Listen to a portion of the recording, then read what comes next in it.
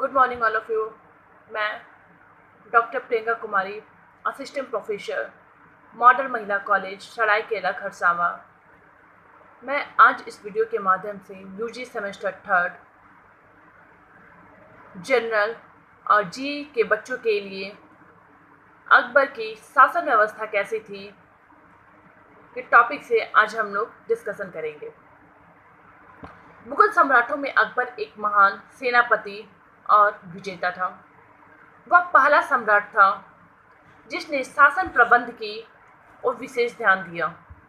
उसके पूर्ववर्ती सम्राटों को इतना समय नहीं मिला कि वे साम्राज्य को पूर्ण रूपेण संगठित कर उचित शासन व्यवस्था लागू कर कोई सुधार कर सकते। अकबर को सर्वोपरि लक्ष्य सारे भारतवर्ष को एक सम्राट के अंतर्गत करना था और एक उचित शासन व्यवस्था स्थापित करना था। इसके लिए उसने पूर्ववर्ती सम्राटों प्रशासनिक व्यवस्था में सुधार लाकर उसे समयानुकूल बनाने की चेष्टा की थी। उसकी शासन व्यवस्था पर उसके स्वभाव तथा राजस्व के संबंध में उसकी धारणाओं का पर्याप्त प्रभाव पड़ा। अकबर की शासन व्यवस्था की कुछ विशेषताएं थी जो इस प्रकार है। पहला था धार्मिक सहिष्णुता। अकबर ने सहिष्णुता और धार्मिक स्वतंत्रता को शासन का आधार बनाया था। जाति या धर्म के आधार पर भेदभाव नहीं रखा गया था। इस्लाम धर्मावलंबियों के साथ कोई पक्षपात नहीं किया गया था और सभी धर्मों को आदर के साथ देखा गया था। इसके बाद था शासन प्रणाली में योग्यता। शासन प्रणाली में योग्यता और प्रतिभा को प्राथमिकता दी गई थी। सैनिक और असैनिक पदाधिकारियों की नियुक्ति में अकबर ने योग्यता और प्रतिभा को महत्व दिया था। योग्य व्यक्ति उच्चतम पद पर पहुंच सकता था। अकबर के समय अनेक हिंदू अधिकारी महत्वपूर्ण पद पर काम कर रहे थे। निष्पक्ष नीति। अकबर ने कभी भी किसी के साथ पक्षपात पूर्ण व्यवहार नहीं किया। वह स्वभाव से ही उदार था। युद्ध में हारे हुए शासकों के साथ भी उसने कभी भी उदारता का व्यवहार नहीं किया। उसके अनुसार अत्याचार अवैधानिक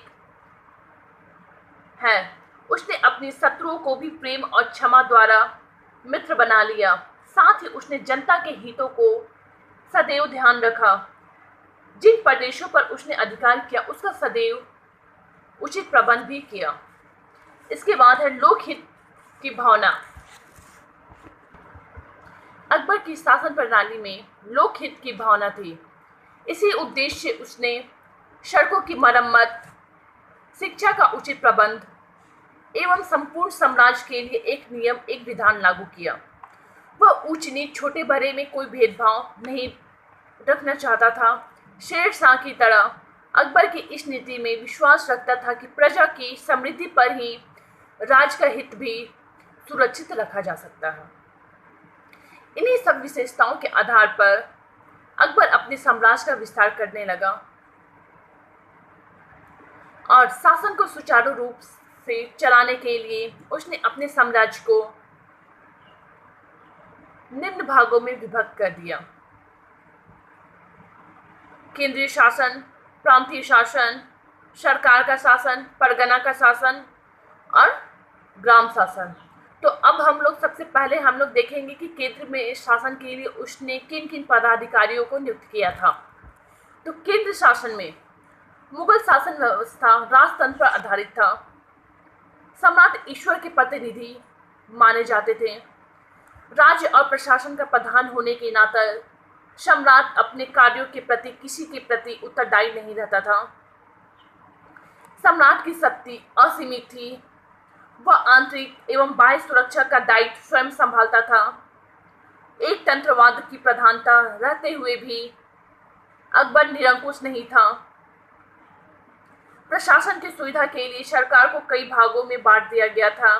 राजा परामर्शदाता या मंत्री की नियुक्ति स्वयं करता था। इस प्रकार सर्वशक्तिमान होते हुए भी अकबर ने एक उदार तानाशाह की तरह शासन नहीं किया। इसके मंत्रिमंडल में जो सर्वप्रथम थे, केंद्रीय शासन में जो प्रधान थे वो थे वकील या वजीर। केंद्रीय शासन में राजा सर्वोपरि होता था। राजा के बाद वजीर या वकील का पद था। अकबर के समय वकील को सम्राट का प्रतिनिधि माना जाता था। वकील ही आगे चलकर वजीर कहलाने लगे। वकील राजा का मुख्य सलाहकार था।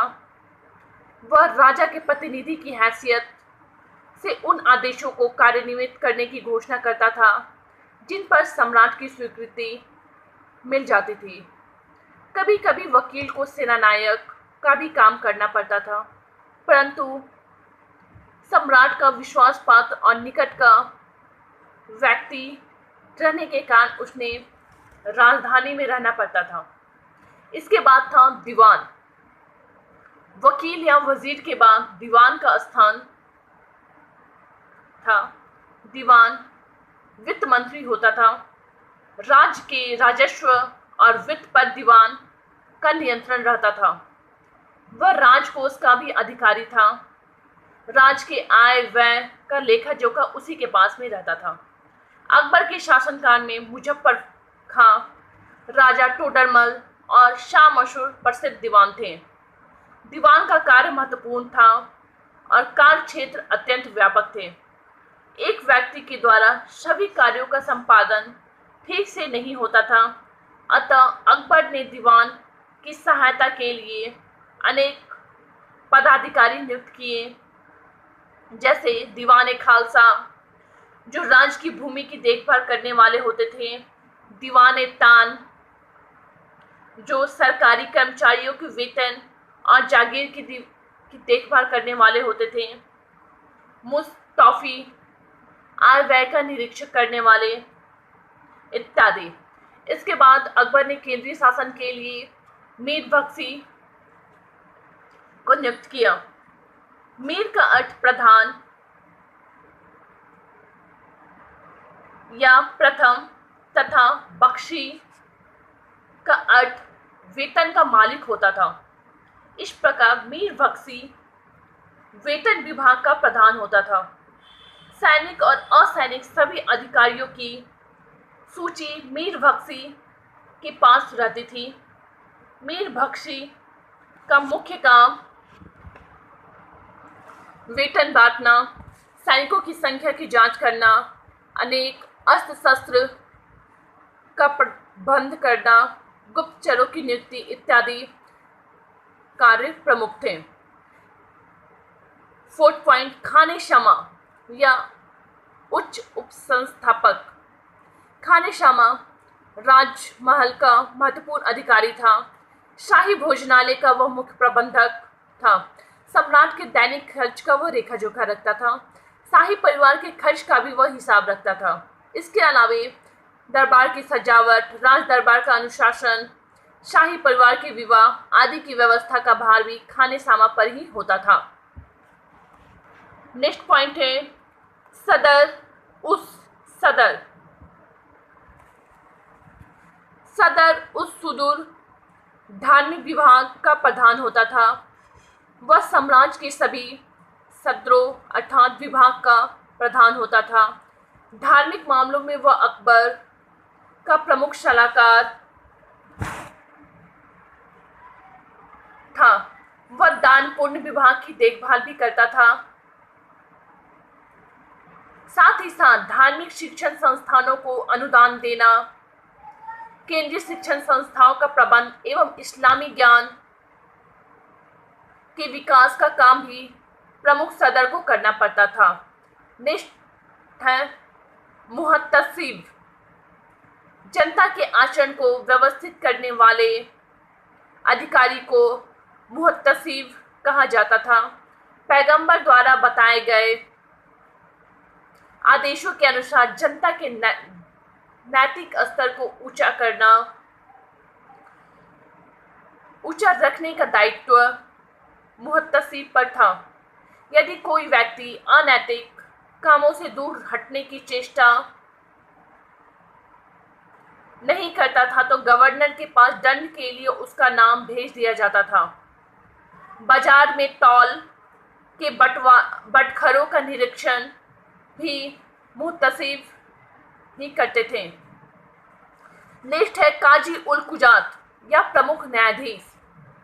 काजी उल कुजात इस्लामी कानून के विशेषज्ञ होते थे। धर्म से संबंधित मुकदमों का निर्णय काजी उल कुजात ही करते थे। साम्राज्य के विभिन्न क्षेत्रों के काजियों की नियुक्ति प्रमुख न्यायाधीश ही करते थे। फिर नेक्स्ट पॉइंट है दरोगा ए डाक चौकी। प्रशासन के निगरानी विभाग के प्रधान को दरोगा ए डाक चौकी कहा जाता था। इसके अंतर्गत डाक और गुप्तचर विभाग था। प्रत्येक चौकी में घोड़े तथा दौराहों का उचित प्रबंध होता था। अकबर ने साम्राज्य के हर हिस्से में गुप्तचरों की नियुक्ति कर रखी थी। गुप्तचर प्रत्येक घटना की सूचना दरोगा चौकी के पास भेज देते थे और वे उसकी सूचना सम्राट को भेजते थे। नेक्स्ट पॉइंट है मीर ए आतिश। तोपखाना विभाग के अध्यक्ष को मीर ए आतिश कहा जाता था। इसका दूसरा नाम दरोगाए तोपखाना भी था। तोपखाना का प्रबंध इसी विभाग के अध्यक्ष के हाथ में रहता था। नेक्स्ट अन्य विभाग। प्रमुख विभागों के अतिरिक्त केंद्रीय सरकार में कई छोटे छोटे विभाग भी थे। उदाहरण के लिए दरोगाए टकसाल का मुख्य काम राजकीय टकसाल की देखभाल करना था। वे सिक्कों के माप तौल और तैयार करने के काम पर नियंत्रण एवं निरीक्षण करते थे। जंगल विभाग के प्रधान को मीर ए बार कहा जाता था। मुस्तफी महालेखापाल होते थे। मीर ए बहर नौसेना के प्रमुख अधिकारी थे। नाजिर ए बयोतात कारखाना विभाग का अधीक्षक था। शाही दरबार के आय व्यय का लेखा रखने वाले को अवराजा वैतुल कहा जाता था। आम जनता से आवेदन पत्र लेने वाले अधिकारी को मीर ए आरिज कहा जाता था। ये थे केंद्रीय शासन के मुख्य मंत्रिमंडल में कौन कौन से सदस्य थे। अब इसके बाद हम देखेंगे प्रांतीय शासन में अकबर ने किन किन मंत्रिमंडल का निर्माण किया। अकबर ने साम्राज्य विस्तार के साथ ही प्रांतीय शासन अकबर ने साम्राज्य विस्तार के साथ ही प्रांतीय शासन के संगठन पर भी ध्यान दिया। 1581 ईस्वी में पूरे साम्राज्य को 12 प्रांतों बंगाल, बिहार, इलाहाबाद, अवध, आगरा, दिल्ली, लाहौर, मुल्तान, काबुल, अजमेर, मालवा और गुजरात में विभक्त किया गया। बाद में बरार, खानदेश और अहमदनगर भी प्रांत बन गए। इस प्रकार प्रांतों या सूबों की संख्या 15 हो गई। केंद्र की तरह प्रांतीय अधिकारियों की नियुक्ति भी सम्राट करता था। सर यदुनाथ सरकार के शब्दों में मुगल साम्राज्य में प्रांतों की प्रशासनिक व्यवस्था केंद्रीय सरकार का ही प्रतिरूप था। प्रांतीय प्रशासन में निम्नलिखित अधिकारी रहते थे जो इस प्रकार है। पहला सूबेदार। सूबेदार प्रांतीय सरकार का सबसे बड़ा अधिकारी था। उसे सिपा सलार भी कहा जाता था। उसका मुख्य काम प्रांत की शांति व्यवस्था, माल गुजारी वसूलने में सहायता देना, राजकीय आदेशों का पालन करना था। सूबेदार को कृषि विकास के काम में रैयतों को प्रोत्साहन देने तथा रैयतों की सुख सुविधा का भी ध्यान रखना पड़ता था। फिर नेक्स्ट है दीवान। सूबेदार के बाद प्रांतीय शासन में दीवान का पद विशेष महत्वपूर्ण था। दीवान की नियुक्ति केंद्रीय या शाही दीवान द्वारा होती थी। प्रांतीय दीवान सूबेदार के प्रतिद्वंदी होते थे।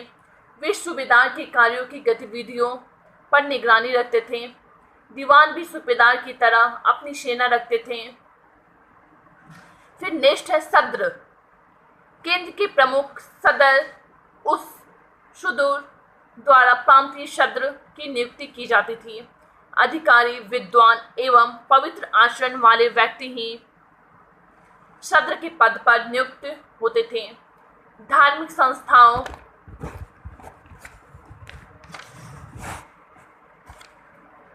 की देखभाल, लगान, मुक्त जमीन का प्रबंध और धार्मिक विवादों का समाधान सद्र का प्रमुख काम था।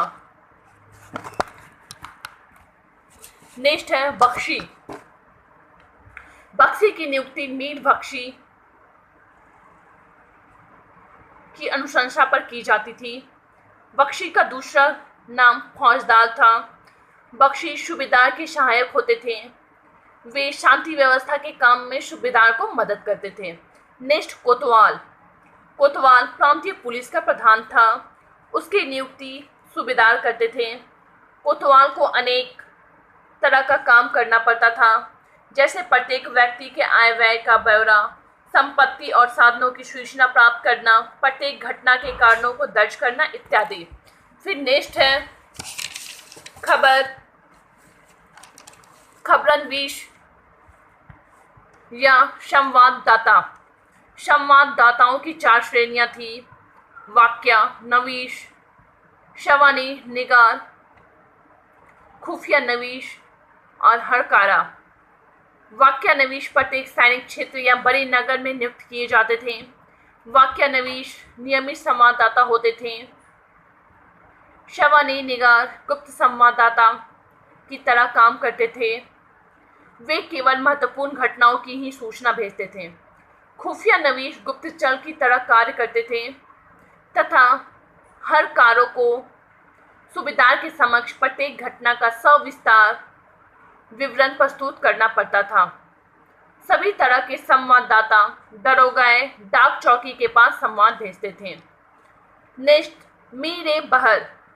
प्रत्येक प्रांत में मीर बहर नामक अधिकारी रहते थे, जिनका काम पुलों एवं नौकाओं की व्यवस्था करना था, बंदरगाहों एवं नदियों पर चुंगी वसूलना था।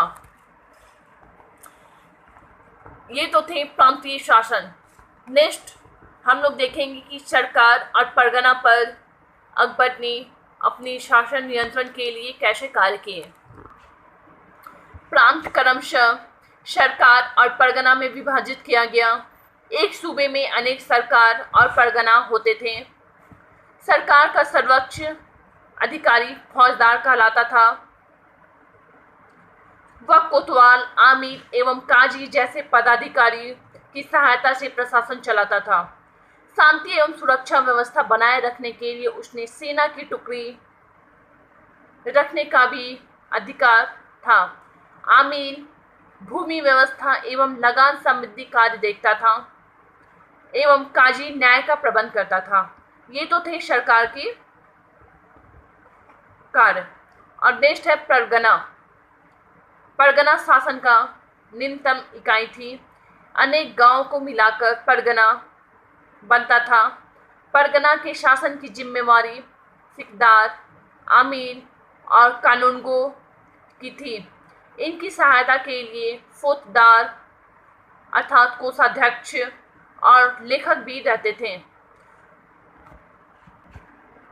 ये थे परगना और सरकार के मुख्यमंत्री मंडल में जो थे वो। अब हम लोग देखेंगे ग्राम प्रशासन। ग्राम प्रशासन पर अकबर ने कोई खास परिवर्तन नहीं किए। ग्राम प्रशासन की व्यवस्था पूर्व तक चलती रही।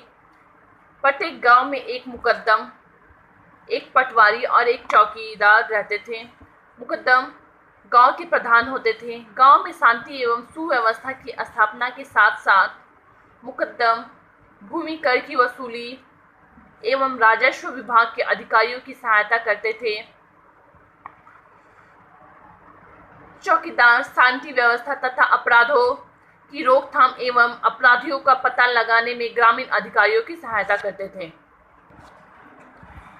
अब तक हमने देखा अकबर के समय में अकबर ने साम्राज्य को सुचारू रूप से चलाने के लिए साम्राज्य का विभाजन 5 भागों में किया था। और अब हम इस शासन व्यवस्था में सैन्य व्यवस्था, न्याय व्यवस्था कैसी थी, राजस्व व्यवस्था कैसी थी, मुद्रा में उसने क्या क्या सुधार किए, वो अब हम लोग देखेंगे। सर्वप्रथम देखेंगे हम लोग न्याय व्यवस्था। अकबर ने अपने साम्राज्य में न्याय की समुचित व्यवस्था की। बादशाह स्वयं ही न्यायिक व्यवस्था का प्रधान होता था। वह न्याय के कार्यों में व्यक्तिगत दिलचस्पी लेता था। प्रत्येक बुधवार को वह स्वयं दरबार में बैठकर फरियाद सुनता एवं न्याय करता था। वह अन्य अदालतों के फैसलों के विरुद्ध अपील भी सुनता था। बादशाही अदालत के अतिरिक्त राज्य में अन्य अदालतों भी थीं। दीवानी और फौजदारी मामलों के निपटारे के लिए अलग अलग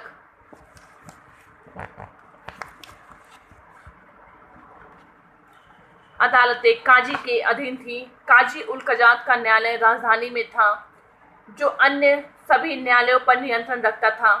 काजियों की सहायता के लिए मुफ्ती बहाल किए जाते थे। आमीर भी स्थानीय मामलों का निपटारा करते थे। दंड विधान अत्यंत कठोर था। अपराधियों को अंग भंग, मृत्युदंड एवं हाथियों के पैरों के तले नीचे कुचलवाने की भी सजा दी जाती थी। राजद्रोहियों को कड़े दंड दिए जाते थे। अब हम लोग देखेंगे सैन्य व्यवस्था कैसी थी। अकबर ने अपने साम्राज्यवादी उद्देश्यों की पूर्ति के लिए सैन्य व्यवस्था पर विशेष ध्यान दिया। पहले के शासकों द्वारा सैनिक संगठन पर विशेष सुधार नहीं किए गए। अतः 1575 ईस्वी में मनसबदारी व्यवस्था प्रारंभ कर अकबर ने सैनिक व्यवस्था को नए सिरे से संगठित किया। मुगल साम्राज्य में प्रत्येक अधिकारी की नियुक्ति सैनिक के रूप में ही होती थी, जो शाही सेना में किसी पद पर नियुक्त थे। मनसबदार मुगल साम्राज्य के वास्तविक सामंत थे। मनसबदारी व्यवस्था दशमलव के सिद्धांत पर आधारित थी। कम से कम एक मनसबदार के पास 10 सवार, सवार का अर्थ होता है घोड़े, और अधिक से अधिक एक मनसबदार को 10,000 सवारों की संख्या रहती थी। मनसबदार एक ही साथ सेना, सामंत और नागरिक प्रशासक होते थे। 10 सवार वाले मनसबदार को सरखेल, 1000 सवार वाले मनसबदार को आमिर तथा 5000 से ऊपर का मनसब शहजादों या राजकीय परिवारों से संबंधित व्यक्तियों को दिया जाता था।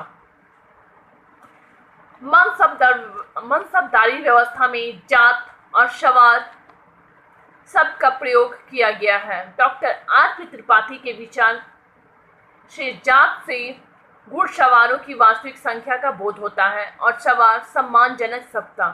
ठीक इसके विपरीत इतिहासकार अब्दुल अजीज के अनुसार जात का अर्थ पशु, वाहन, हाथी आदि आता है तथा सवार घोड़े की संख्या का घोतक था। आईने अकबरी में मनसबदारी की संख्या 33 श्रेणियों में बांटा गया है। सैनिकों की संख्या पर भी मनसबदारों की श्रेणी निर्भर करती थी। प्रथम श्रेणी के मनसबदार के पास सवार और जात की संख्या समान होती थी। द्वितीय श्रेणी वाले मनसबदार के पास सवार की संख्या जात की संख्या से आधा या कुछ अधिक रहती थी। तृतीय श्रेणी में वे मनसबदार आते थे जिनके पास सवारों की संख्या जात की संख्या से आधा से भी कम रहती थी। मनसबदारी व्यवस्था से सैनिकों की योग्यता में वृद्धि हुई। अतः प्रत्येक मनसबदार अपनी योग्यता को प्रदर्शित कर प्रोन्नति पाना चाहते थे। गलत कार्य करने पर मनसबदारी से वंचित कर दिया जाता था अथवा उनकी श्रेणी घटा दी जाती थी। अकबर की सेना में पैदल, तोपखाना, हाथी और नौसेना मुख्य अंग थे। पैदल सेना 2 तरह की थी, अहसाम और शेबंदी। अब हम लोग देखेंगे राजस्व विभाग। राजकीय आय का मुख्य स्रोत भूमि कर अथवा लगान थी। इसके अतिरिक्त व्यापार शुल्क, चुंगी, टकसाल, जुर्माना, युद्ध में लूटी हुई संपत्ति, राज्यों एवं मनसबदारों से नजराना, कारखानों, लावारिस संपत्ति एवं गड़े हुए धन से राज्य की आमदनी होती थी। राजकीय आय का एक बड़ा भाग प्रशासन, सेना एवं जनहित कार्यों में खर्च होता था।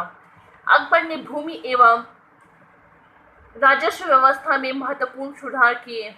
अकबर के समय में राज्य की समस्त भूमि खालसा, जागीर, जमींदारी में विभक्त थी। राज्य की विजित और व्यक्तिगत भूमि खालसा कहलाती थी। जागीर और जमींदारी बादशाह की कृपा से प्राप्त थे।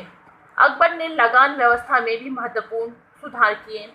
आरंभ में अकबर ने शेर शाह द्वारा स्थापित भूमि एवं लगान व्यवस्था को ही अपनाया, परंतु इसे असंतोषप्रद जानकर इसमें आवश्यक सुधार किए गए। उसने टोडरमल की सहायता से राज्य की समस्त भूमि की माप करवाई। भूमि की माप के लिए रस्सी की जगह लोहे के डल्लों से जुड़ी बांस का इस्तेमाल किया गया।